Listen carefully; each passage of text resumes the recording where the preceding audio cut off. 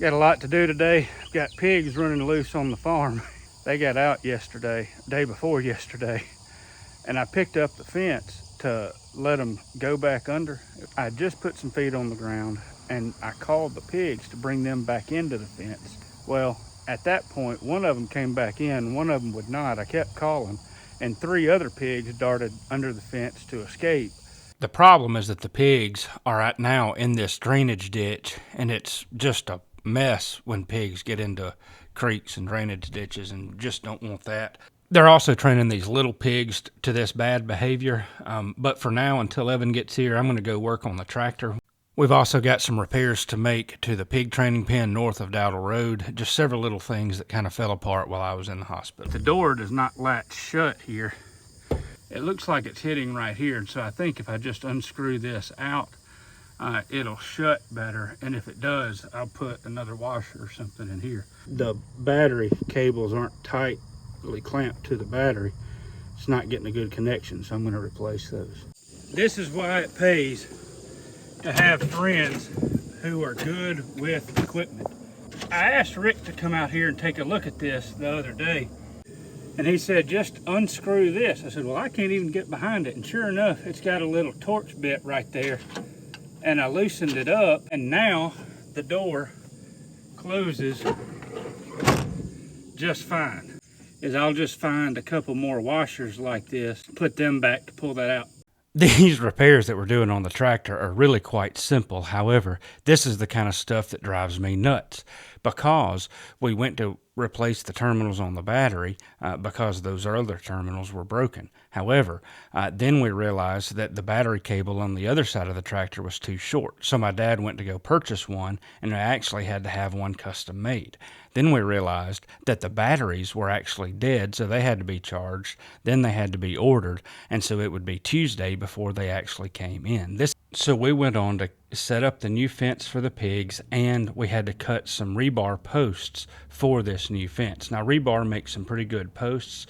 The problem here is Evan is not wearing his personal protection equipment, something that we've since remedied. We've got to incorporate some shade in here so you can see where Evan and I are stringing up this fence, and then we'll wrap it around the field and all over there. Never quite fenced this paddock this way before, so we'll see how it goes. Evan is excited to be here this morning, as you can tell. I think he's really excited to catch those babies. My phone overheated, so I wasn't able to record anymore for the rest of the day. However, we did get the pigs caught out of the ditch. We called them up with a bucket of feed and milk, and they came on up. We didn't get the tractor finished and aren't going to get that finished for some time. However, we did get the pigs moved into the new paddock. My plan for tomorrow is to be able to wean the piglets off their mother. She's lost a lot of weight and a lot of body condition, so they need to be pulled off of her and castrated. I also want to put them into the pen where we train the pigs to the electric fence, but I also have some work to do on that fence to get it working correctly. Bubba won't be here tomorrow, which is Saturday, but Evan's volunteered to come on, so we'll get started then. Good morning. I was driving down Dowdle Road here this morning, and I saw something that needed to be fixed immediately. Hadn't even gotten the day started, but I was coming down here north of Dowdle Road over there to turn on some fence lines, and I saw this down. Let me show you what's wrong with it. This is the main trunk line that feeds all the other fences. It goes on to feed the perimeter fence over there, and then several miles of fence back over there north of Dowdle Road. So if the main trunk line is shorted out, it shorts out everything else. Let's go in and see what it looks like right here. This is the line that's not shorted out. It's showing 2.9 kilovolts. That one's showing 2.9. What I want to do though is just check the voltage right here, 3.3 volts. But let's do this. Let's turn that off, and let's turn that one off. And see, we're only reading 5.5 kilovolts on this fence. Usually with both of these fences off, the power is at about 10,000 volts. I'm going to turn around, drive back, turn that fence off, and then go fix those 2 insulators. I got to talking to several neighbors, and it's been an hour since I set out to fix this fence. So I fixed those. I'm going to go turn on the fence, and check the voltage down there and see what kind of a difference that made. When we put the voltmeter on it, it's not showing any draw. That's the amps on the top, and the kilovolts, or the number of 1,000 volts on the bottom. We got to talking to another neighbor. He's driving off now. We got this fence fixed. We managed to get these 5 pigs that I'm pointing at right here caught yesterday and castrated. Unfortunately, we caught all 8 of them. 3 of them escaped. Now they're very leery of us, so hopefully we can catch them tomorrow. Sorry I didn't get any more footage. The phone overheated. In the chaos of catching these 5 pigs, we lost the phone and it overheated. We left about 12:15 and I was just too exhausted to continue. So I'm over here north of Dowdle Road, and it's the next day. Yesterday, after talking to several neighbors and then getting that fence fixed, the only thing I was able to do was bring 5 of the pigs that were needed to be weaned over here. Bubba's over here with me today. He's gonna help me set up the gate, and then we got to fix the water in this pig pen. I'll show you that real quick. So the wire where we're stretching this up is actually used as a gate. We use it to train pigs to the electric fence, and I come in and out of this gate to bring pigs, but also to bring hay, leaves, wood chips, and many other things. When the fence was off while I was in the hospital, the pigs just made a mess of it and tore it up. So thankfully we're getting it fixed and repaired right now. All right, go ahead. What is the voltage on that? 4.4. 4 kilovolts. It's good enough to keep these in for now. So you can tell here that the pigs, right there where I'm placing that float valve, they chewed off that other part, so I'm just replacing it. Because the power was not on the fence, they got into the water trough and then they started gnawing and tearing stuff up. That's why I like to keep the electricity on, but again, it just wasn't an ideal situation.